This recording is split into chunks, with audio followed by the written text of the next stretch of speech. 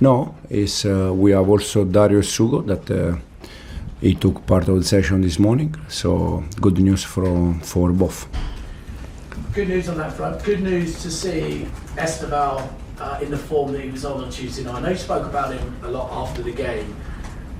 And it's a young player you want to manage really carefully, being young, but is he making it very difficult not to pick him week in, week out with performances like he did on Tuesday? It's always good when the ones that they start and they play, they do the right things. It's good because they give, in this case, they give me a doubt always for the next games. But it's important that when they have the chance, they play good, they do the right things. And then it's good problem for the manager always. To have going into a big game against Arsenal. Look, Arsenal top of the league, top of the Champions League. What is it about Arsenal that you think are setting them apart from everybody else this season? What are they doing that's made a difference to everybody else? For sure, they defend fantastic. Any teams against them, they struggle to score goals, not only to score goals, but even to create chances. So it's a team that they defend very well. Then they have weapons when they attack. So I think it's, as you said, in this moment they are top in the Champions League, they are top in the Premier League, and we're going to try our best to win the game. And a lot of people are making the midfield battle with Moises Caicedo and Declan Rice a bit of a theme going into this game because of the form both of them are in. Are those two currently the best midfielders in the Premier League? And do you see that midfield battle as being maybe a key between who comes out on top on Sunday? I think Premier League is full of good players, very good midfielder, as you said, Moy, Declan, Roddy from City, Anderson from Nottingham Forest, Guimaraes from Newcastle. I mean, I think Premier League is full of very good midfielders. Do you see that midfield battle though as being crucial on Sunday? It's a big part, but it's not the only one. I think it's 11-11, the ones that they go inside from the bench. So it's the big picture. It's not just one part of the picture. And finally, from me, it's a big game. First versus second. You win, you go 3 points behind Arsenal. There is talk that there's not too much expectation on Chelsea to perhaps win the Premier League this season. But if you were to beat Arsenal on Sunday and close that gap, will there be a feeling internally that actually this might be something we could achieve this year? I think it's too early. In any case, if we win, if we don't win, I think it's too early. We are still, end of November, we have still 5-6 months to go. I think it's very important when we're going to be in February, March, where we are, and from there we decide and we see if we can achieve something important. Well, I think it's. I said after the game, it's another big game. We finished one again against Barcelona, as you said. We won. It was good feeling, and now we have another one. Now, if it's bigger than the last one, I don't know. For me, they are all important games, for sure. Beating Barcelona, or in case we are able to beat Arsenal. It's a nice feeling, but at the end is 3 points. Then Tuesday, Wednesday we have Leeds that is 3 points in the same way. So we're gonna try our best to beat Arsenal, and then we see. When you do have matches as big as this one in the same week, is the feeling different? The training is the mood different? The mindset different at all? Yeah, the mindset and the mood in this moment for us is very good because we are doing quite good in the Premier League. We are doing quite well in the Champions League. I think it's good feeling also that we can see that we are improving, we are growing. So this is the best feeling for us. Yeah, with Leo, there is another test today. We have to see how he's feeling. He doesn't look much. So we still have a few hours and we have to wait and see. So it's a potential chance it could be available? It is a potential chance, yeah. You welcome back Martinelli and Odegaard and Madueke during the week. You did mention earlier on this week that you were hoping to get a behind closed doors game for Gabriel Jesus and some of the others. We understand this happened yesterday. Can you confirm that happened? Who was involved and if they're in contention for Sunday? Yeah, it did happen. So Gavi participated, Ethan as well, because he wanted some minutes. So we took that opportunity, obviously, for the players that they need a bit of exposure and competition to provide that to them, and it was very positive. With regard to Victor and Kai, and there's one more, it's completely slipped my mind. Anyone? Big Gavi? Big Gavi. Sorry, we know about Gavi. Yeah. Are any of those available, or how are they progressing? Yeah, we have another day tomorrow, so let's see how everybody is tomorrow. You described your players after the Bayern Munich game as immense. Have they surprised you in any way with how they performed and their mentality and their character, particularly in light of the injuries that you've had so far? Not that they surprised me, but after you have to be able to perform in the manner that they did individually throughout a long periods of the game against that opponent, and that's very, very difficult to do. And I just said that that's the way I felt about the players, how I feel about the players, and now it's about finding again the same consistency on Sunday to go and win again. I wonder if you'd heard Joshua Kimmich's comments after the game. He said Arsenal rely on set pieces, they love to play long balls. Today was not so much about football. What do you think when you hear stuff like that? Do you care? Do you use it as fuel or motivation, or just ignore it? No, but I think the way we both teams play, I think the game they play against PSG was very similar when everything becomes man-to-man, and the way they are with their fullbacks, the way we do what we did in terms of rotation, they create a game that are very low sequences of passes, so I know what he's saying, so that's fine. It's part of the game. I think the game is provoked in the manner that both plays games, so it's very understandable. Arsenal seem to like this fixture in recent years. The last 7 games, Arsenal have won 5 and drawn 2 against Chelsea. What is it about this fixture that seems to bring the best out of you and your players? I don't know, obviously it's a big game, it's a big London derby. We're going to play a really, really good opponent. They are in really good form. And yeah, we know the challenge, we know the opportunity that we have as well on Sunday, so we are fully ready for it. If you speak to Chelsea, they seem to play down their chances of potentially challenging for the title. How do you view them? Are they title challengers? Are they your main threat? Well, I think we are all there, and they are there because they fully deserve what they are, what they have done in the last few years. I think the squad that they assembled, the numbers that they have, the amount of quality, the manner and the coaching staff that they have, you know, it makes sense that what is happening there is very, very positive, and they deserve to be there. Final one from me, Mikel. This time last week, you were looking ahead to the North London derby, Bayern Munich and Chelsea. You've successfully negotiated the first 2 of those tests. How big a statement would it be, and how big a statement of a week would it be if you were to go to Stamford Bridge and win? Yeah, those statements, we're talking about them every 3 days. So after beating the Spurs at home, then we had to make the statements against Bayern Munich. We've done that, and now we have to go to the next one. That's where we are. We knew the importance of the week.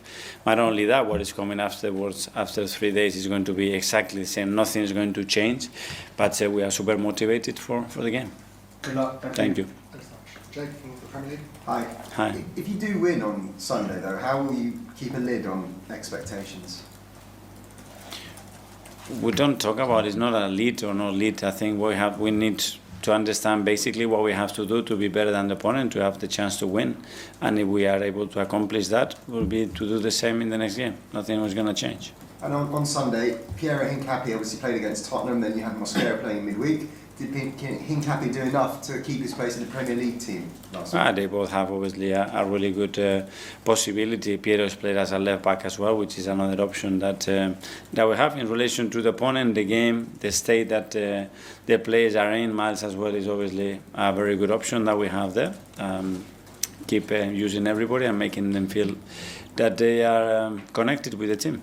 And just lastly, I know you said Chelsea deserve to be where they are. They always like to play down their potential role in being in the title fight. Does that surprise you? I don't know. That's a question for them, I think. There's a mistake in the Chelsea one in every game they play, despite the run that they're on at the moment. If you take out Barcelona, the other clean sheets are against an unconvincing Spurs side, Burnley, who are struggling at the bottom of the table, and Wolves as well, who are struggling at the bottom of the table. If you were a striker, and thankfully we have one here, which defence would you worry most about coming up against?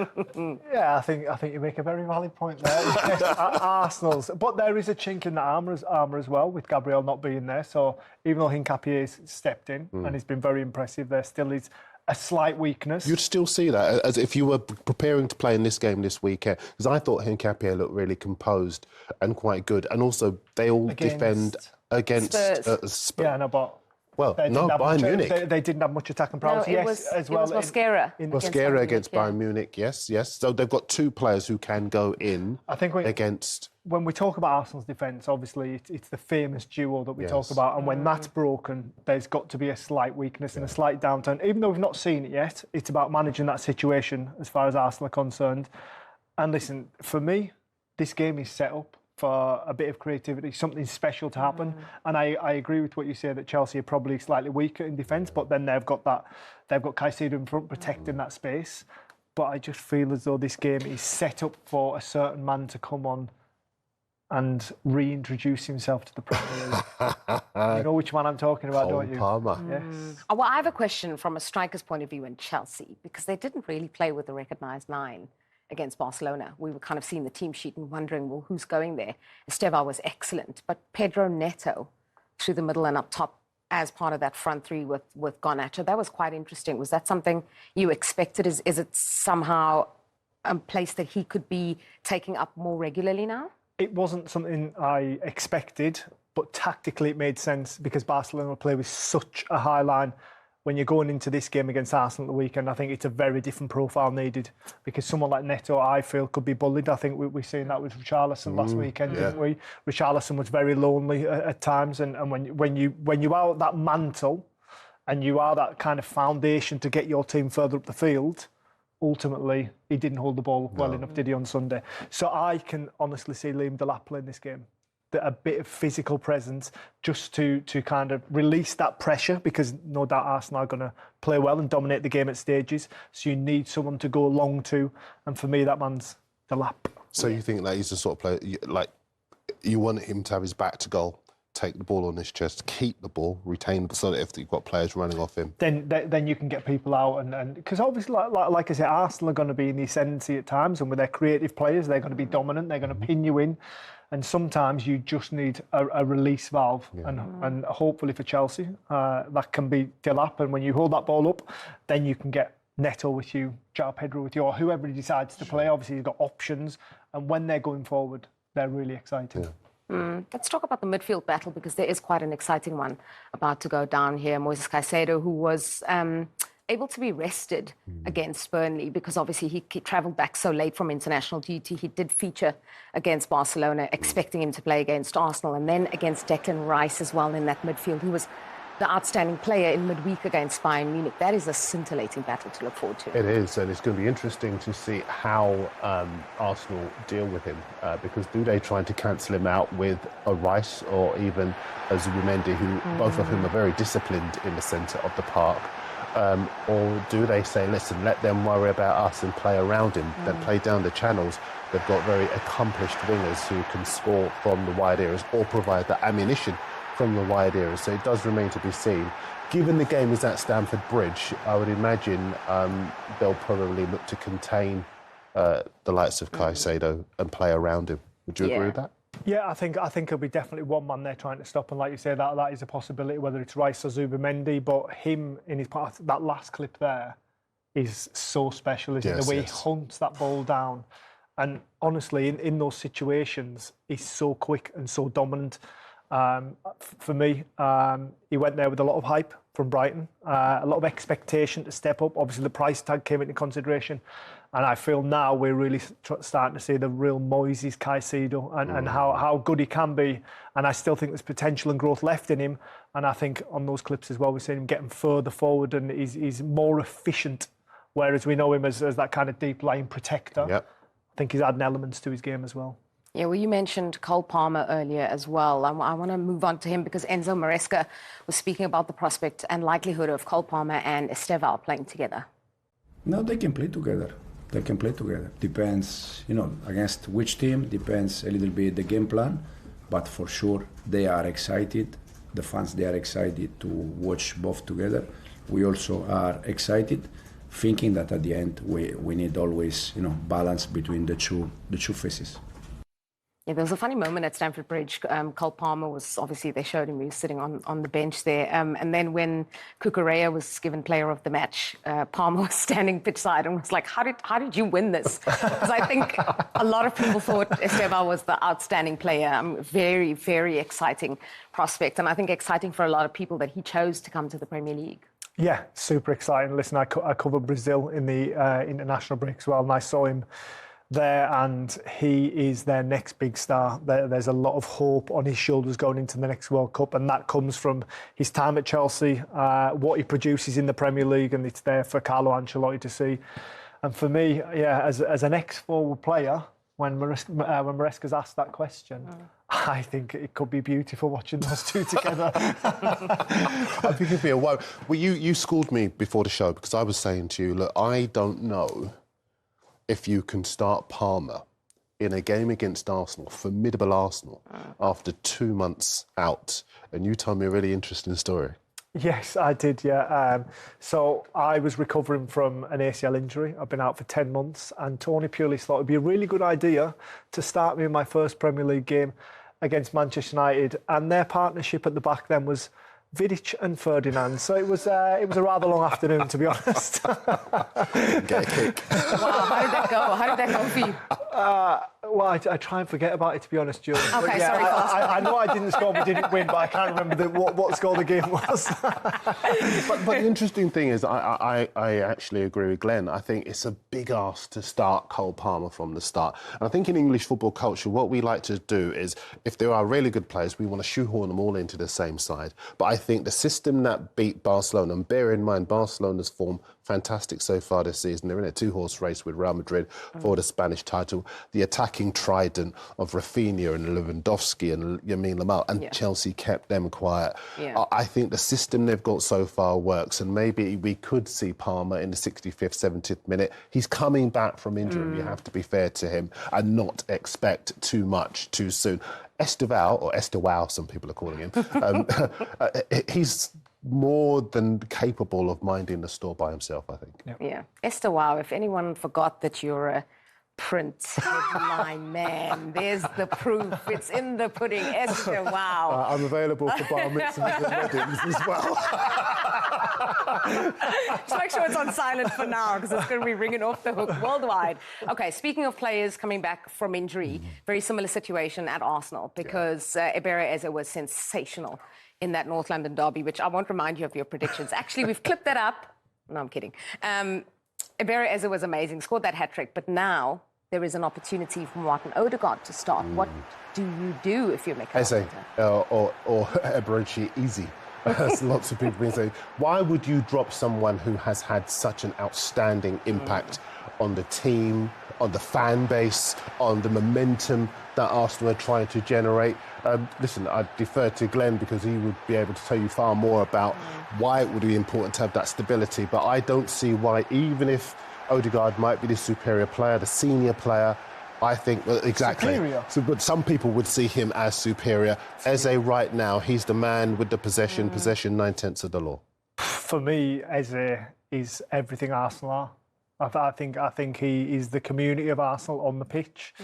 I think he encapsulates like the feeling in and around the football club. You can see what it means to him playing. He plays with a passion that a fan would play with. I had no doubt after watching him a lot at Crystal Palace that he would step into this Arsenal team and take it by storm. Listen, it's been pretty gradual. It's been slow at times, but that was an announcement last Sunday. And honestly, I think he could leave the football club as an icon. Wow. This is a big opportunity for them. They've not won the Premier League in many, many years, decades, in fact. They've had moments where they've led the Premier League and they've not been able to see it through.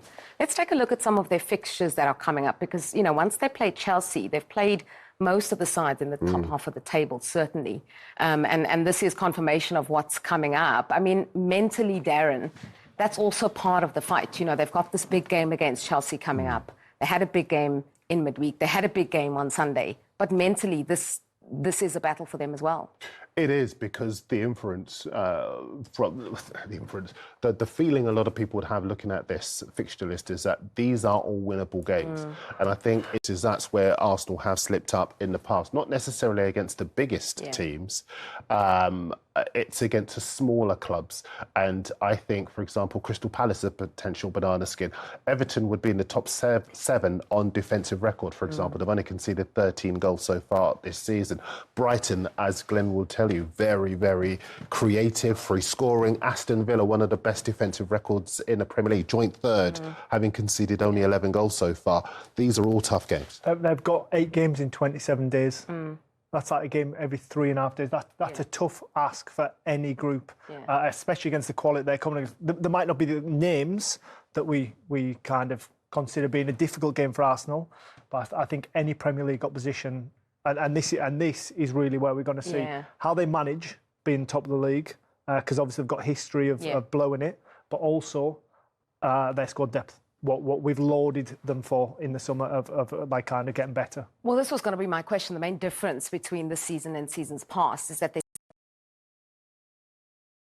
to be cover and quality cover in almost every position, double up sometimes. And that seems to be the difference. I'm thinking about the game in midweek where, for example, Trossard went off, Madueke came on, Madueke switched flanks when Martinelli came on. They both scored then. Well, Calafiori came on for Miles Skinny and set up the goal for Madueke straight away. And look, there were 1 or 2 players in that squad that lots of people were quite underwhelmed by when they arrived in the summer. And then suddenly there was that terrific vindication of the policy, the transfer policy, when in the Liverpool game, Saliba wasn't available and Mosquera came in and was outstanding. Havertz wasn't available, but Eze was able to play. There are so many options now for Mikel Arteta. There's a different kind of pressure because people are saying now they've got no excuses. But I think they should lean into that pressure because you would rather have it. It's a privilege, right?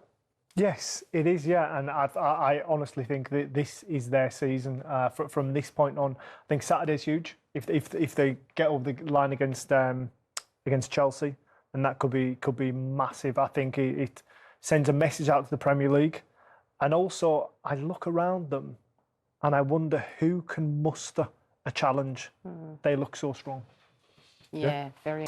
That is a mouth-watering battle for sure. But who has the edge? Is it Caicedo or is it Rice? That was the question I asked our resident Tactico Pythagoras in Boots, who's been crunching the numbers.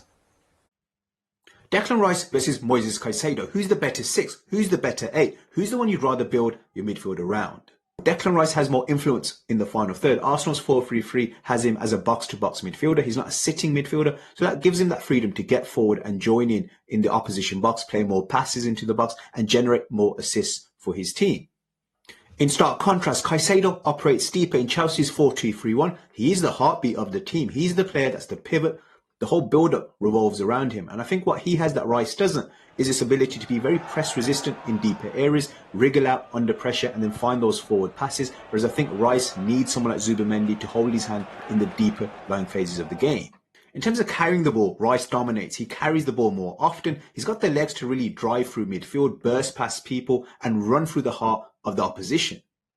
Caicedo, on the other hand, is arguably more press-resistant in tight areas, but in terms of running over larger distances and really hurting opposition with his runs, I wouldn't say he's got the same freedom to do it from a tactical perspective, but I just don't think he's got the same level of capacity in terms of his running power compared to a Declan Rice. In terms of goal threat, it's fair to say that Declan Rice, because he operates high up the pitch, he's just generally going to generate more shots on goal and probably more goals over the long term. That said, Caicedo, for me, in terms of his long distance shooting, is arguably one of the most promising players in world football. Defensively, Caicedo's numbers are simply monstrous. He produces more recoveries, double the amount of interceptions, more tackles. He's got more ground to cover from a defensive perspective. Declan Rice does dominate him aerially. He's taller, he's stronger. He wins almost 70% of his aerial duels. One thing I would say though is I trust Declan Rice more from a one-on-one perspective. He's got the athletic profile to mark anyone out of the game. I think Caicedo sometimes does lack in terms of his discipline He's probably better on the front foot, winning the ball. But in terms of his one-on-one defending, he can be got at. He can be dribbled past. From a work rate point of view, it's actually interesting to note that Declan Rice covers more kilometres despite covering less of the pitch. So he's working with more intensity in a smaller zone, whereas Caicedo has to obviously operate over a larger area of the pitch, but actually covers less kilometres.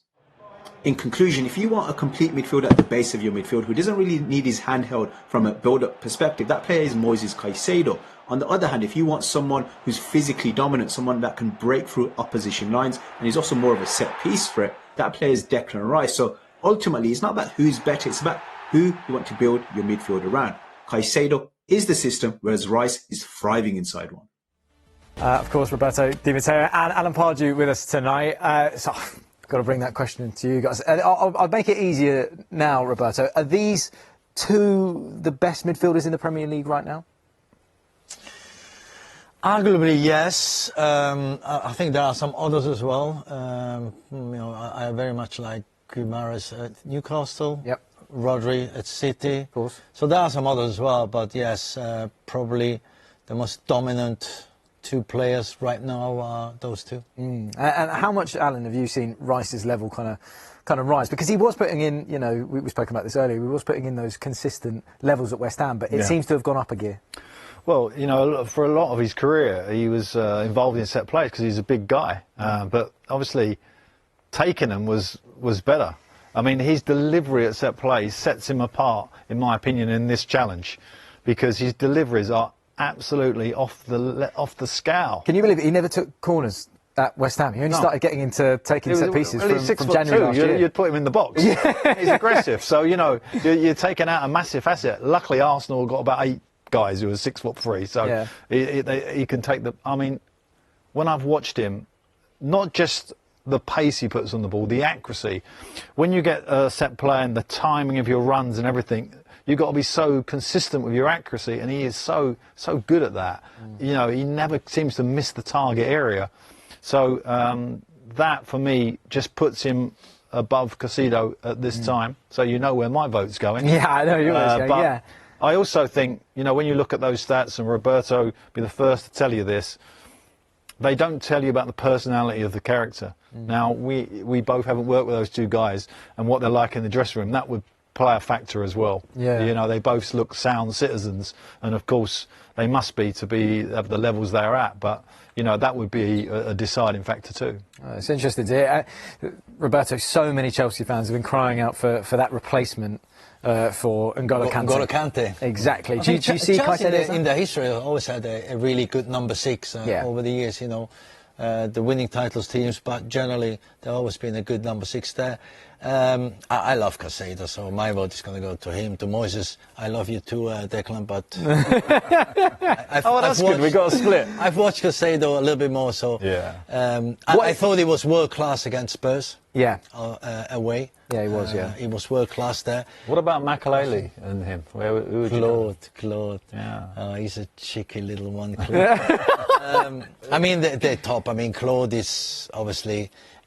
I will put Claude, Obi Mikel, N'Golo Kante, Michael Essien. We had Michael Essien as well. Of course, yeah. So there was a number of fantastic players in their position. But it's interesting what the person before said. Yeah. Caicedo is the system, and Rice thrives in the system. Yeah. I think as a number 6, Caicedo is better. Declan Rice has a bit more freedom, but he's also more as a box-to-box. He's playing in that 8 now, so he's more, I would say, more of a number 8. And I agree that stats are important for a manager. You look at that, but then you need to look at, what kind of person he is. Is he selfish? Is he unselfish? In that position, you have to be unselfish to be able to play that role. I love that. It's come down to personalities. That's how close it is. No, it's good. It's come down to personalities. And it's interesting with England because, is Rice going to play the number 6, or maybe Anderson at Forest will play that role, and then does Bellingham fit in, etc., Carl Palmer. So. As you can also see, we've been joined by a Chelsea legend, both as a player and manager, Roberto Di Matteo. Roberto, thank you so much for joining us. I've got to say, Alan called this because I know you had a little bit of traffic issues, and Alan was like, "Don't worry, he's going to be here. He's going to be here." And you're still fine though, bro. You're still fine. Yeah, it's still a fine. I know. Roberto, I'll start. We just saw Enzo Maresca there talking, all things Chelsea, about Declan Rice as well. But with Maresca, do you feel like Chelsea are under or overachieving? I think they're just right at where they have to be in this time of the year. I mean, last season, Champions League qualification was an objective or a target. They achieved that, won 2 trophies, was great. It's always nice to put a few trophies in the cabinet. Yeah, of course. And then this season, they're up there in the league. They are in a very good position in the Champions League, performing at a high level as well. There's just a little bit of still inconsistency there, maybe in 1 or 2 games, but all in all, I think they are doing very, very well. It's a weird one because you mentioned those inconsistencies every now and again, but sometimes it feels like the fans haven't fully embraced him yet. Do you know what I mean, Alan? Well, the one thing I would say is that he's been really solid with the players. There's not really any kind of noises coming out of there, and the ball, more importantly for him. Yeah. That he seems to be juggling a lot of things there because the squad is huge, a lot of young players. He's done exceptionally well, in my opinion. And, the team is gelling nicely. The performance in the week was terrific. And they'll take that into Arsenal.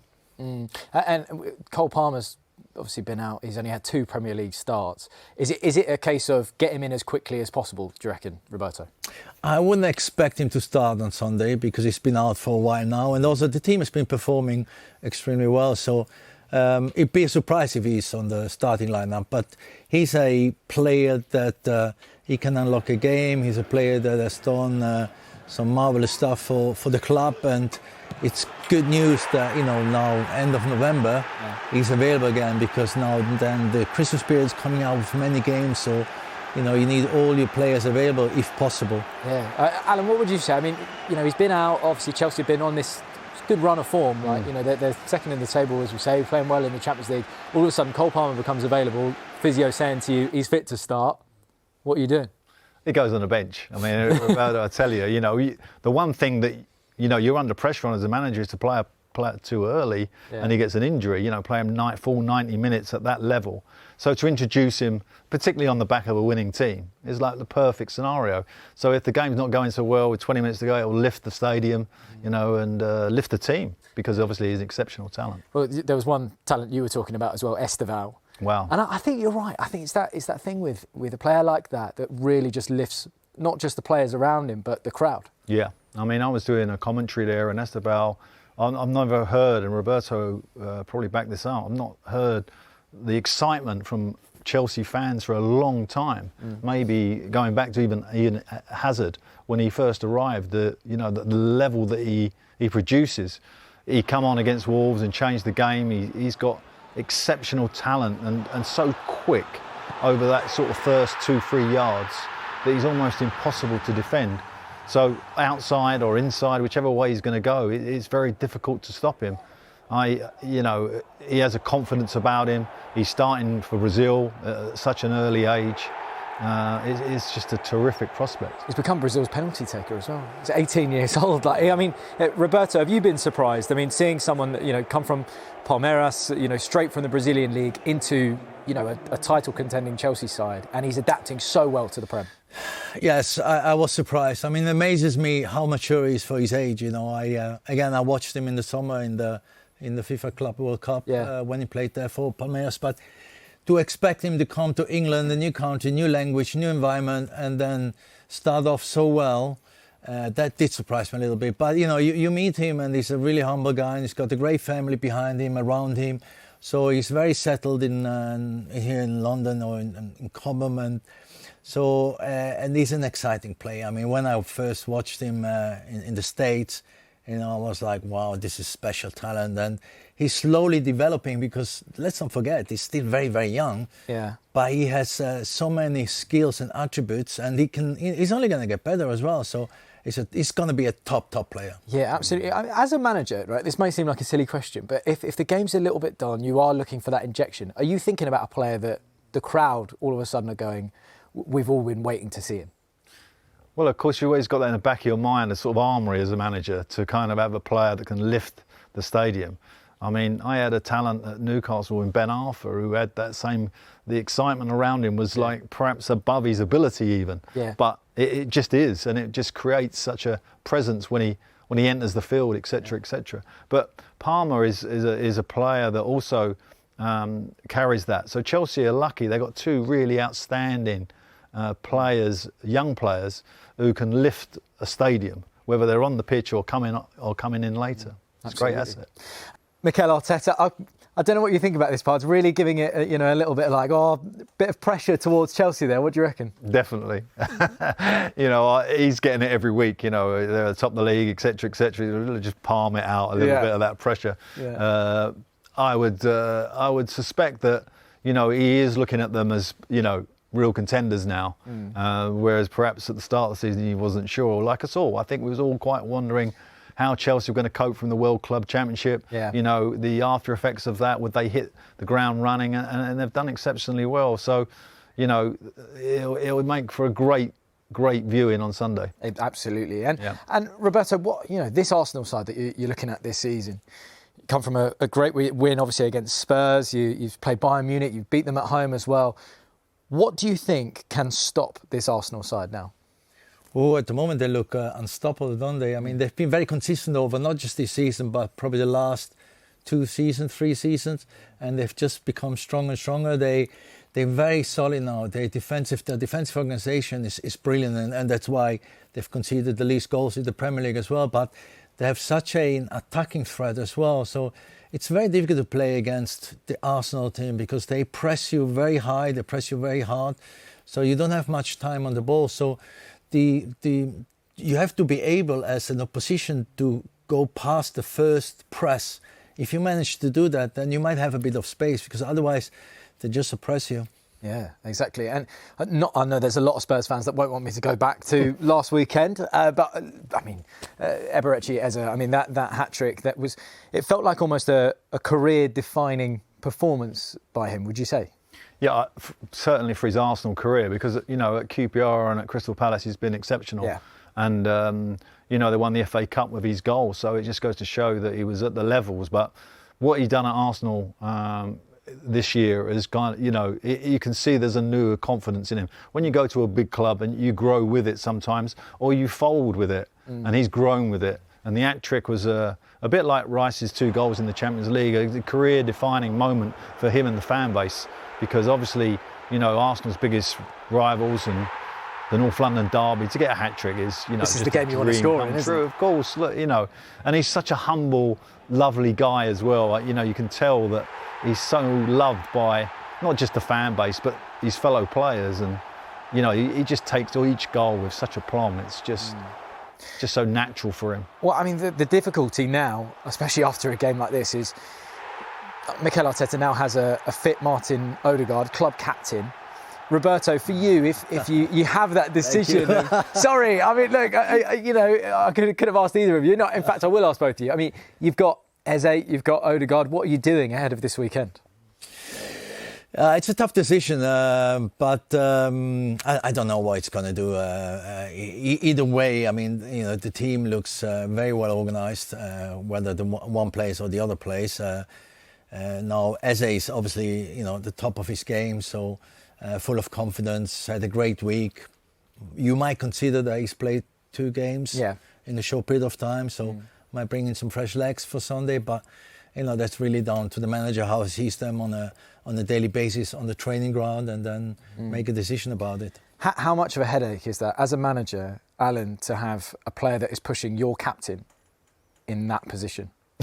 Well, most football managers have a lose-lose situation. We lose the centre-back and the other centre-back's not, just as bad as the one that's come out. This is a win-win, you know what I mean? He can't lose, so whoever he puts on the bench is a massive asset to have that coming off the bench. I would suspect that he would keep Eze in the team because my natural reaction would be to play players in form. I mean, obviously, he's so high in his own emotion at the moment of getting a hat-trick that I would start with him.